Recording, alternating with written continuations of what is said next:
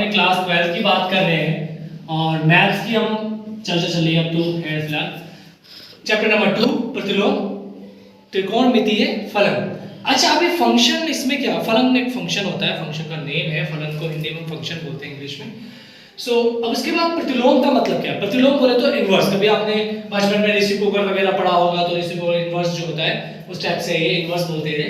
अब आपको कुछ टर्म दिख रहे होंगे और हम उस पर क्वेश्चन भी करके दिखाएंगे जो कि हम लोग सॉल्व करेंगे। सबसे पहले फॉर्मूलेस को थोड़ा जज कर ले कि फॉर्मूला कैसे लिखे जाते हैं, ये कैसे बन रहे हैं इस चीज को। देखो cos इनवर्स x है तो इसकी वैल्यू कितनी है? थीटा। इस बात का ध्यान रखना है। sin इनवर्स इक्वल टू क्या है? थीटा। tan इक्वल टू क्या है? थीटा। अब जैसे मान लो ये sin से sin कट जाएगा, क्यों? अच्छा, ये इनवर्स तुम लोग थोड़ा सा समझ लो, हल्का सा समझ लो, अपने आप थोड़ा माइंड में ब्लोइंग आ जाएगा ये चीज कैसे कट के x आ गया। तो इससे इनवर्स का मतलब ये हो जाता है कि जो sin की वैल्यू 1/sin है, टॉप अप है ना। तो ये जो टॉप अप है वो sin से tan में कौन कट जाता है। जैसे कि क्या होता है, एंगल ऑफ sin हट जाता है यहाँ से, तो एंगल ऑफ sin हट के केवल क्या बचता है? x। क्या बचता है? x। अब वो बिलोंग्स करता है, वो x को बिलोंग्स करता है 1 is greater then x and less than is 1। ठीक है, तो ये चीज आपको ध्यान रखनी है।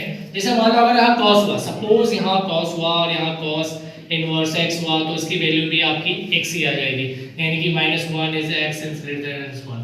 Simple, very simple. ये दोनों हट के यहाँ से x ही आ जाएगा। अब जैसे मान लो अगर हमारा tan हुआ तो tan इनवर्स x है ना, और फिर यहाँ पे क्या आएगा? x ही आएगा। सही सी बात है। बट इसमें जो कंडीशन होती है वो 1 to 1 नहीं होती, यहाँ होती है infinity is great -2x and infinity। ठीक है, ऐसा।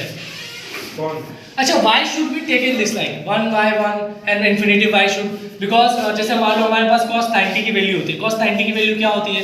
अब मान लो अगर हम sin 90 की बात करें तो sin 90 की वैल्यू क्या होती है? 1 होती है ना। अब वैसे cos 0 की वैल्यू क्या होती है? 0 होती है। वैसे ही यहाँ पर cos जो है आपका अगर 90 होता है, सॉरी cos 0 की वैल्यू 1 होती है और cos 90 की वैल्यू 0 होती है और sin 0 की वैल्यू 1 0 होती है। sin 0 की वैल्यू इस टाइप से। ठीक है, तो देख लो 90 पर दोनों वैल्यूज क्या है? 1 और 1 है। 0 0 पे 0 और 1 भी है कंडीशंस। ठीक है, तो अब देखो यहाँ पर ध्यान से, अब हम इस पे थोड़ी सी बात ये करना चाहते हैं कि जो चीज यहाँ है वही चीज अगर मान लो मुझे sec थीटा पे लेना है तो sec इनवर्स क्या हो जाएगा? x = x हो जाएगा, है ना। ये भी सेम यही है, -∞ is greater than and less than equal to फिर। अच्छा, अब इसके बाद और भी कई सारी इंपॉर्टेंट बात है। जैसे मान लो सपोज sin, आप बोलो सर sin इनवर्स अगर बाहर होता और sin अंदर होता, सिंपल। अगर ऐसी कंडीशन आ भी सकती है, कोई प्रॉब्लम नहीं है कि ऐसी कंडीशन ना आएगा, और इसकी वैल्यू तब भी x ही होगी, या इसकी वैल्यू तब भी उसकी, मान लो अगर थीटा ले रहे हो, यहाँ पर अगर कुछ भी ले सकते हो, x ले लो चाहे थीटा लो, इसकी वैल्यू जो है वो थीटा ले रहे हो। अब जैसे थीटा लेने के बाद क्या कर सकते हैं? π/2 माइनस का है is greater than less than is equal to π/2। तो यहाँ देख रहे हो, तो ये 90 डिग्री जो है, -90 डिग्री जो है इधर माइनस के 90 डिग्री से बड़ा और छोटा दिखा रहा है। ठीक है, बात समझ में आ गई।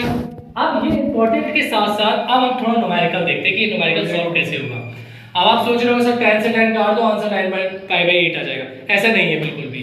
ठीक है, अब जैसे मान लो बस ये लास्ट सवाल है, इस लास्ट सवाल के बाद हम लोग देखते हैं। अब जैसे मान लो tan 9/8 है, तो जैसे मान लो मैं इसको कैसे करूंगा? पहले 90 माइनस थीटा करूंगा। कैसे?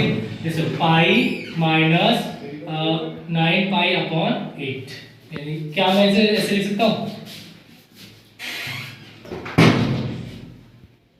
ऐसे लिख सकता हूं, लिख सकता हूं ना? क्यों? क्योंकि पहले मैं इसको चेंज करूंगा, इसकी वैल्यू चेंज करूंगी। इतनी बड़ी वैल्यू नहीं होती है, ऐसे नहीं होती है। तो अब देखो यहाँ tan इनवर्स, अब उसके बाद मेरे पास ये tan हो जाएगा केवल 10π/8। अब हम लोग इसको काट सकते हैं, पहले चेंज किया जाता है, ध्यान है इस बात का, तभी आप लोग इसको हटा सकते हो, अदरवाइज आप इसको हटा नहीं सकते। देखो यहाँ पर आप चेक कर सकते हो, देखो 8 1 जा 8, सॉरी यहाँ प्लस आएगा, 8 1 जा 8, तो 8π + π है ना अपॉन 8, तो क्या हो जाएगा? 9π/8। वही एज इट इज हमें मिल जाएगा जो चीज हमने यहाँ से चेंज की है, रिमूव की है, तो ये चीज वहां पर आपको सेम हो जाएगी। बस हम इस बात में इसी टाइप से देखते हैं कि उसको इनवर्स को कैसे भी कट करके सॉल्व करके वैल्यूज निकाली जाती है। तो वही हमारा त्रिकोणमितीय यानी कि फलन का फंक्शन का रेशियो देखा जाता है।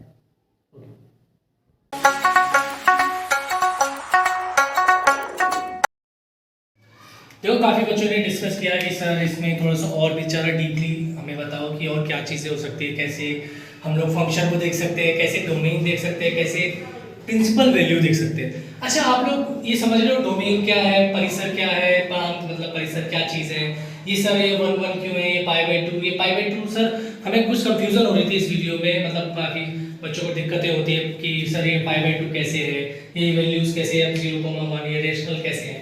तो देखो यार ये पाई बाई टू का मतलब क्या है कि पाई बाई टू जैसे मान लीजिए पाई है, बाई टू का मतलब हो जाता है पाई की वैल्यू होती है 180, है ना, होती है ना। अब जैसे मान लीजिए नीचे 2 लिख दिया तो ये कट के क्या आ जाएगा,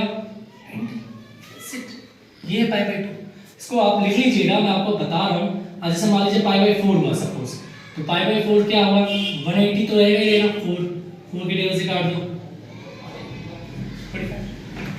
वेरी सिंपल ना। अरे पाई बाई 3 हुआ, पाई बाई 3 हुआ तो पाई बाई 3 का मतलब क्या हो जाएगा, 180, है ना, 180 हो जाएगा। अब 180 हो जाएगा तो इसका मतलब क्या है, नीचे आ जाएगा 3, अब 3 से काट लो हमने 60, काट लिया, सिंपल है। तो अब तुम्हें ये पता है कि हमने क्लास 10 से आप जानते आए हो साइन 90 का मान, साइन 45 का मान, साइन 60 का मान। तो ये एक शॉर्टकट तरीका है, क्या है, एक शॉर्टकट तरीका है कि इन वैल्यूज को इस तरह से लिख सकते हैं, है ना।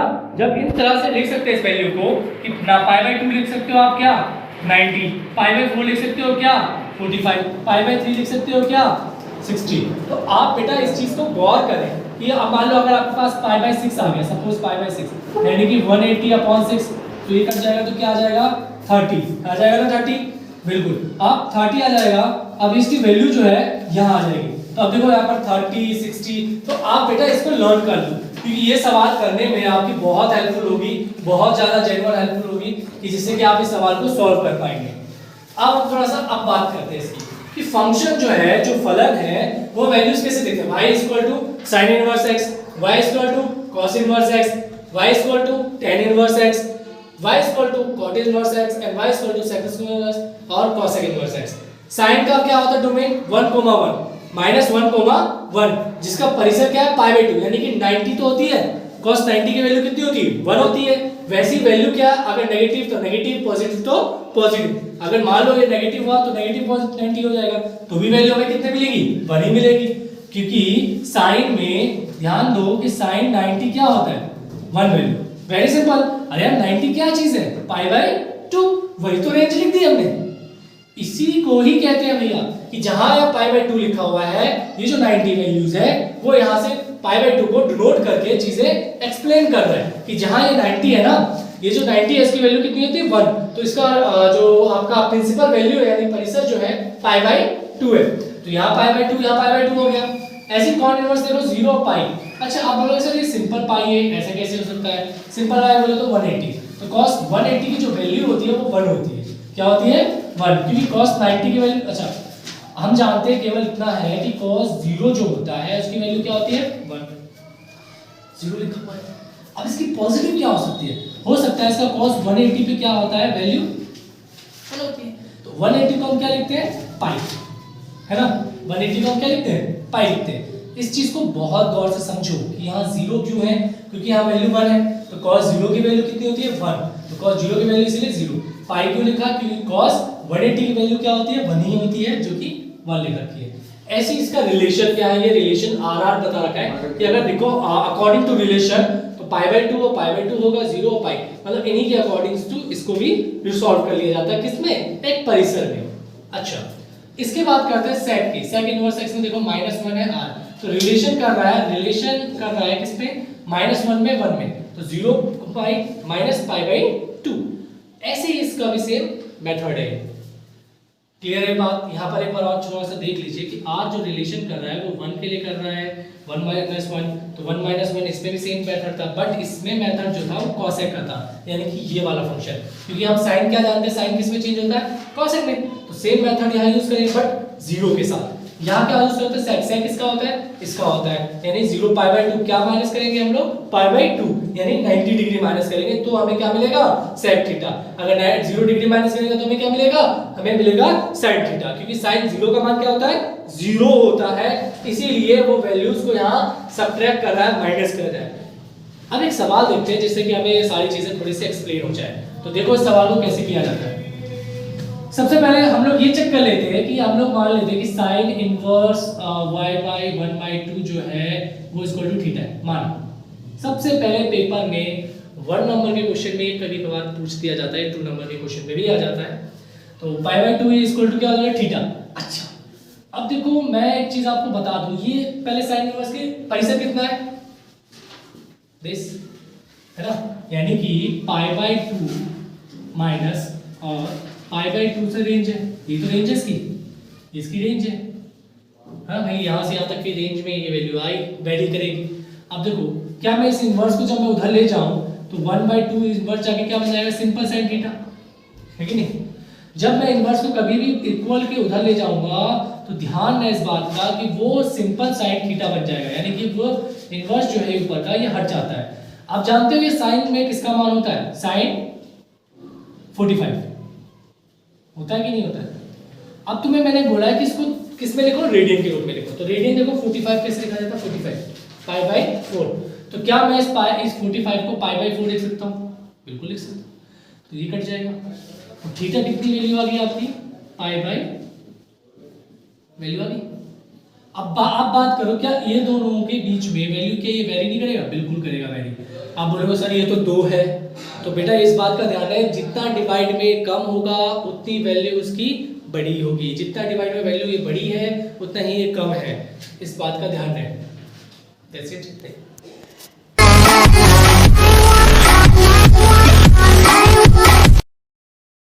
तो अब ये बहुत इंपॉर्टेंट है दोनों सवाल ही हमारे x का मान निकालिए इनवर्स में। तो सबसे पहले ये ध्यान रखना होता है कि ये जो इनवर्स है वो कट जाए कैसे भी, तभी हमारे आंसर्स आ सकते हैं। तो पहले हम लोग इस सवाल को देखते हैं फिर इस सवाल को भी देख लेंगे।